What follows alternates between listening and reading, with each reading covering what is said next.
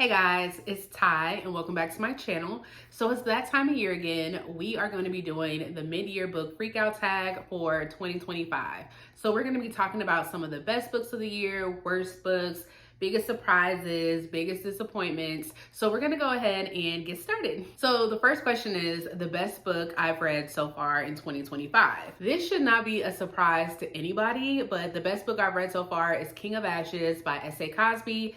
This is a release that came out earlier in the month. This was my most anticipated read for the year and it did not disappoint. So very briefly, we're just following this family and we primarily follow the older brother Roman. He has to head back home to their small town in Virginia because their father's in the hospital. He is trying to help his siblings continue on with the family business, but he also learns that their young brother Dante has gotten into some trouble that also affects the family as a whole, and Roman has to figure out what to do. This is really action-packed. It is a thriller. It is kind of gory in some scenes, but if you have read S.A. Cosby before, then this should not be a shock to you. But this did not disappoint at all. People have been saying that this is probably S.A. Cosby's best book that he has written so far, and I don't disagree. So I do have a spoiler-free review dedicated to this book, so if you guys want to check that out, I will have that link down below, but this is definitely the best book that I've read so far this year. The next question is the best sequel I've read so far this year,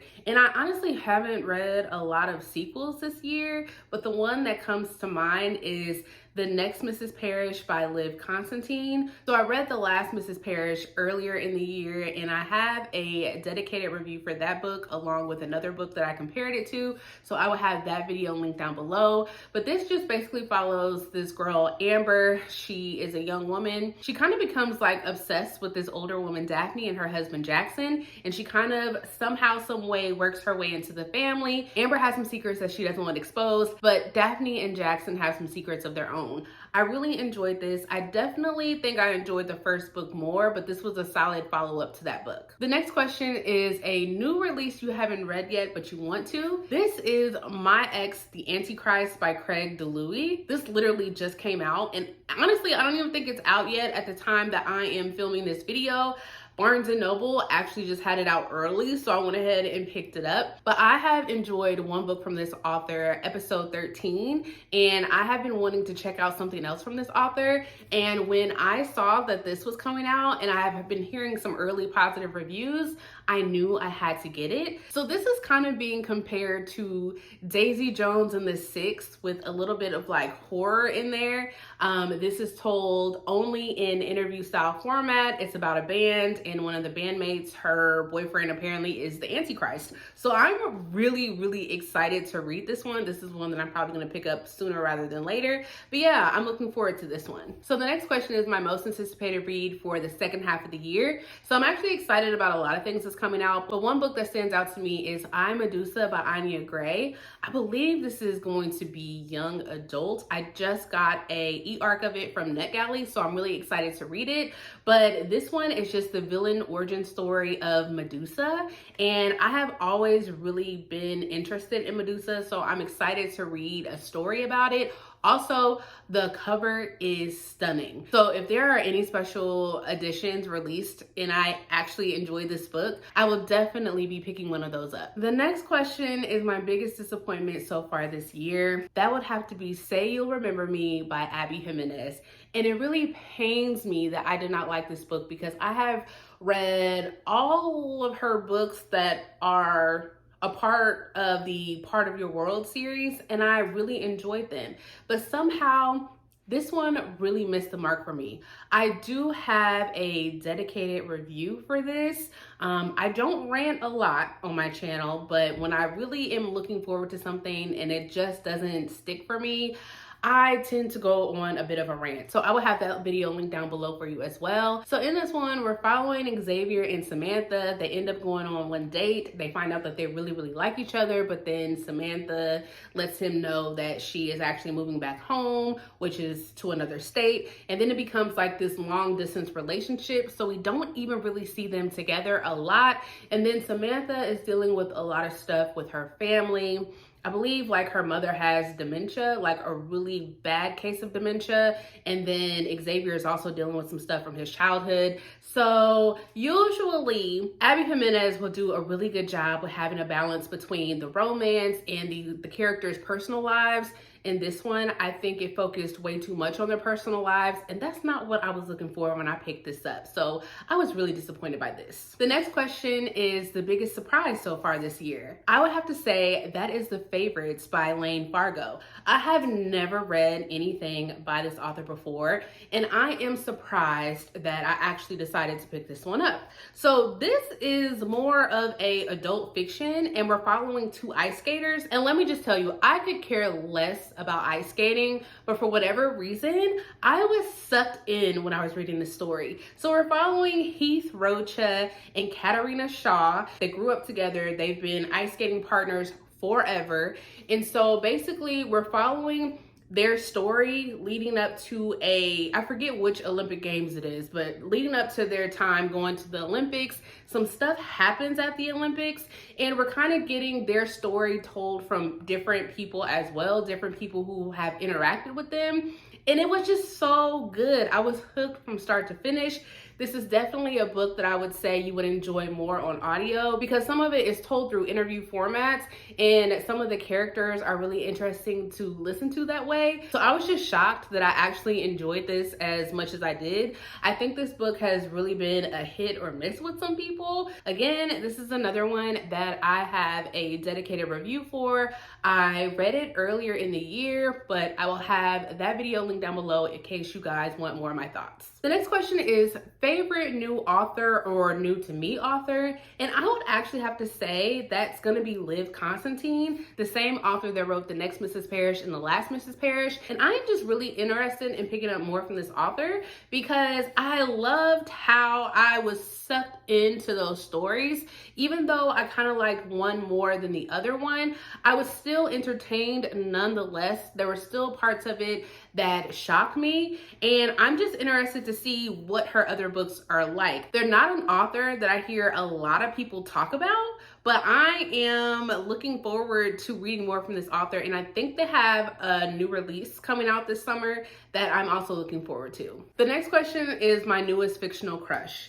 This is one of those questions that I have a hard time answering because I do read a good amount of romance, not a lot, but I read it from time to time, and I never really feel one way or another about characters. But let me tell you, in Only for the Week by Natasha Bishop, the main character Rome, chef's kiss. I loved him so much. So basically in this, we're following Janelle, and she and a whole group of people are going to Tulum for her sister's wedding. They are part of a wedding party. Funny thing is, her sister is actually getting married to her ex, but then Janelle ends up falling for her ex's best friend, Rome, who is also the best man. So this is definitely messy, but I loved Rome. I loved his and Janelle's relationship. This story does move a little bit fast. It's not that long, but it was long enough for me. I loved him. This is like one of those stories that I randomly think about because I love Rome so much. Next up, we have newest favorite character. I would have to say that goes to Sloane from Count My Lies by Sophie Stava. I went into this book not really having the highest expectations because I've seen so many mixed reviews, but I actually had a really fun time with this, and I thought the character of Sloane was freaking hilarious. So basically we follow Sloane. Sloane is a liar. She lies about everything. She lies about things that people can easily find out, which I thought was hilarious. But anyway, she lies, and she ends up lying her way to becoming a nanny for this family. So not only is Sloane lying, but this husband and wife, they have some lies of their own that Sloane gets wrapped up into. So I really enjoyed this one. And like I said, I enjoyed Sloane as a character. She was hilarious and her lies were hilarious. So the next question is a book that made me cry. So this is also another question that I have a hard time answering because I never cry when I read stories. I may have gotten close, but I have never shed a tear. I don't know, I just don't really get that emotional reading.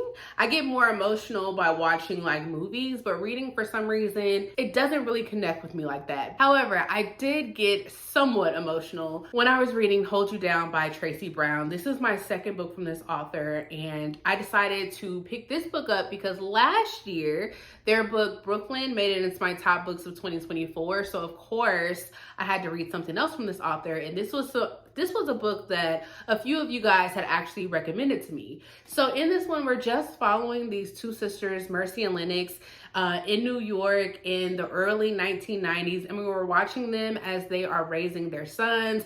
Both of these sisters have different aspirations in life. One of them goes down a path that is detrimental to the entire family. And this really brought out some emotions in me, just watching these sisters. And then at a certain point, we are following their sons and just how they have grown up in the early 1990s in New York. This was my most emotional read so far this year. And after reading this one, I'm still looking for something else to read from this author because their writing is amazing. I have enjoyed their stories, and now I need something else. The next question is a book that made me happy. This one was kind of hard because one, I did not want to like repeat answers, and two, I've enjoyed books this year obviously, but books that just have genuinely made me happy, that was also another hard one for me for some reason. But I'm gonna have to go with the third book in the Skyland series, which is Can't Get Enough by Kennedy Ryan. Now I know not everybody has been enjoying the third book in the series, but I did. My favorite character is Hendrix, and this story revolves around Hendrix and Maverick and their relationship. And so basically in this one, we're following Hendrix. She's a talent manager. She ends up falling for Maverick, who is the ex-boyfriend of one of her clients. So there is a little bit of conflict of interest. We're also watching Hendrix as she is trying to take care of her mother who has Alzheimer's. So I don't know, I really like this story. I liked Hendrix and Maverick's relationship.